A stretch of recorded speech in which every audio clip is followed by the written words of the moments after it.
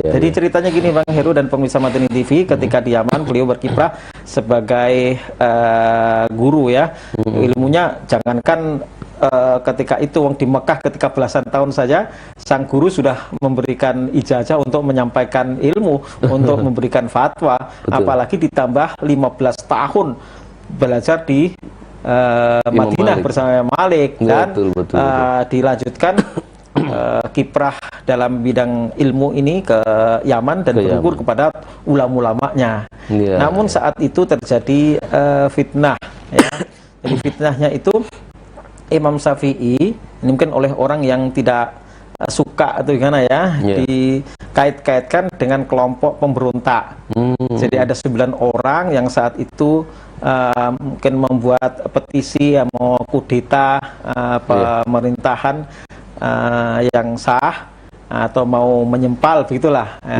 Ini kalangan kaum Alawiyin yang ada di Yaman. Alawiyin ini adalah keturunan Sayyidina Ali ya, sementara kekhilafahan ini dari Bani Abbas kan itu, maka disebut Abbasiyah yang sebelumnya adalah Umayyah karena keturunan Bani Umayyah, anak-anaknya Umayyah, yaitu mulai dari awalnya adalah Muawiyah bin Abi Sufyan bin Harab bin Umayyah, Bani Umayyah, kemudian beralih kekuasaan ke Bani Abbasiyah. Nah, orang-orang Alawiyin memang ada yang tentu tidak suka ini urusan politik ya, dan bahkan ada mungkin benar-benar atau memang dibuat-buat, kita tidak tahu ini urusan politik saat itu ya, dianggap hendak membangkang atau melakukan makar atau membuat memberikan kekuasaan sendiri dari kalangan orang. Dan Imam Syafi'i ini dikait-kaitkan karena ada yang mengatakan bahwa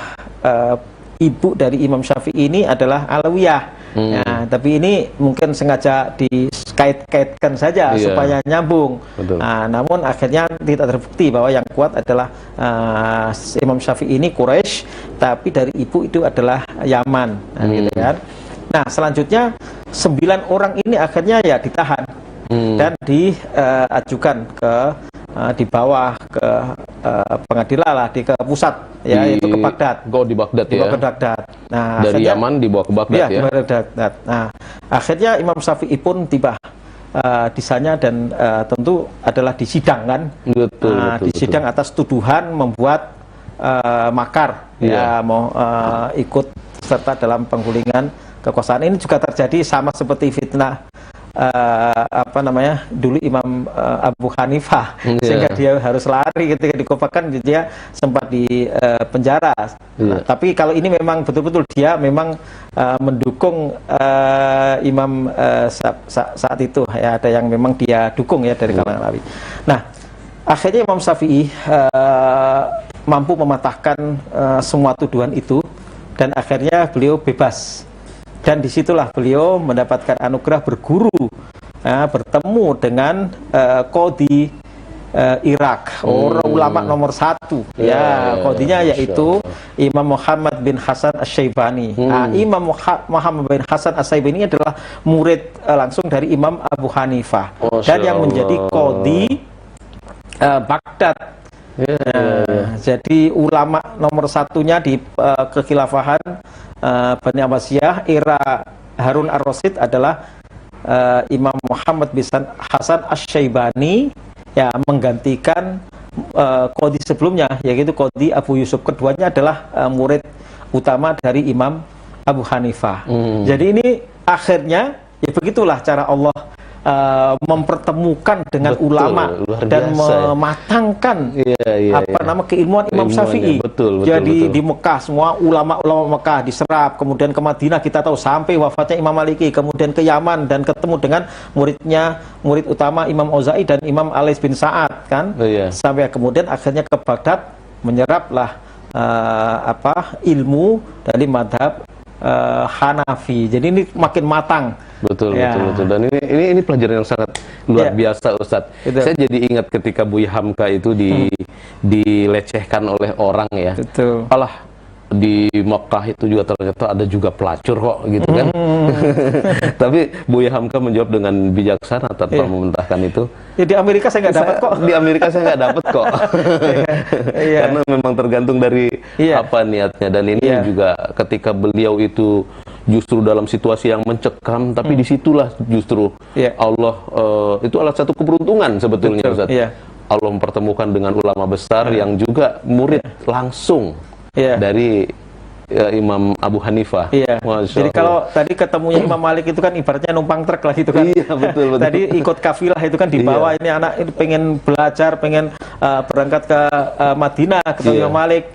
Dan kemudian Allah takdirkan, karena memang Imam Syafi'i dengan keterbatasan ekonomi kan, ini sempat terfitnah dan akhirnya harus diajukan ke pengadilan dan dibawa ke Irak. Disitulah dia kemudian beliau ini ketemu dengan orang nomor satu dalam madhab Hanafi, ketemulah dengan Imam Muhammad bin Hasan As-Syaibani. Dengan demikian beliau sudah mengkolaborasikan ini, memadukan antara madhab Ahlul Hadis, madhab Imam Malik utamanya walaupun nanti sudah juga menyerap dari Imam Auza'i, dari Imam Al-Fisad, dan juga madhab Imam Hanafi. Inilah yang membuat kematangan Imam Syafi'i. Tahu gimana nggak tahu tentang madhab Maliki. Orang melihatnya bahwa Syafi'i ini adalah Maliki, Muhammad bin Idris ini adalah Malikiul madhab, ini madhabnya Maliki kan begitu. Luar biasa rahasia. Dan kemudian ketemu itu, dengan Imam Muhammad bin Hasan Asy-Syaibani di Irak. Disitulah yang semakin membuat Imam Syafi'i ini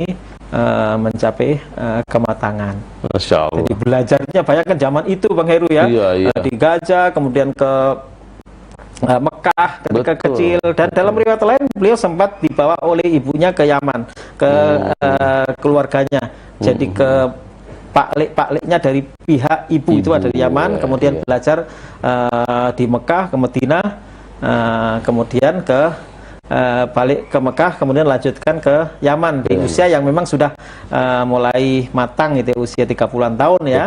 Nah, setelah itu di usia sekitar 40-an tahun itu terjadi fitnah itu, dan tapi fitnah yang membawa berkah tersendiri bagi Imam Syafi'i, karena beliau berguru kepada madhab Hanafi, langsung kepada murid utama dari Imam Abu Hanifah. Betul. Bahkan itu pun di luar dari apa yang beliau sendiri rencanakan. Sampai dibawa ke sana, Masya Allah itu. Jadi kalau ilmu itu kan utamanya memang di Irak, apalagi setelah Imam Maliki wafat. Jadi di Irak sebagai ibu kota, ibaratnya di Indonesia ini Jakartanya kok, ya kan? Jadi segala-galanya ada pusat peradaban, pusatnya itu sana. Dan saat itu sudah mulai terkumpul ahlu ra'i dan ahlu hadis. Jadi mulai kodifikasi hadis apa macam-macam ulama-ulama semuanya di pusat gitu loh. Berpusatnya adalah di Irak, yaitu di Baghdad. Jadi di Baghdad itu segala-galanya di situ. Jadi ulama nomor satu ya tinggal di situ, karena disebutkan setelah sepeninggal Imam Malik di Madinah itu tidak ada yang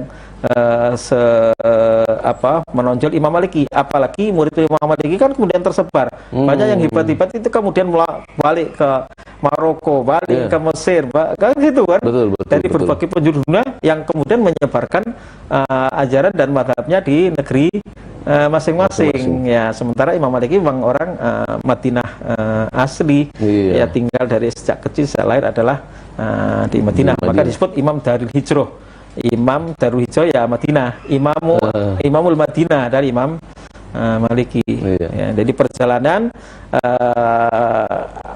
ke Irak ini yang pertama ya.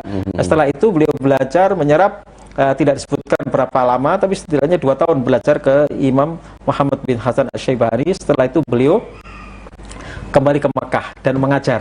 Dan disitulah di Mekah, ini sudah mulai matang nih, usia sudah 40-an ya, sudah semakin matang karena semakin banyak guru-guru yang beliau serap ilmunya, apalagi ini madhab Hanafi yang sudah beliau serap, dan disitulah beliau mulai menyusun kitab dan mulai memadukan antara pandangan-pandangan dalam madhab Maliki dan madhab Hanafi. Dan ketika di Mekah itu banyak tokoh-tokoh dunia yang berkumpul, seperti sekarang ini pas musim haji itulah kemudian Imam Ahmad untuk pertama kalinya ketemu dengan Imam Syafi'i di Mekah. Di Mekah. Nah, baik Ustadz, kita tahan dulu Ustadz nih, kelihatannya pemirsa Madani TV juga masih tetap setia untuk mengikuti informasi ini.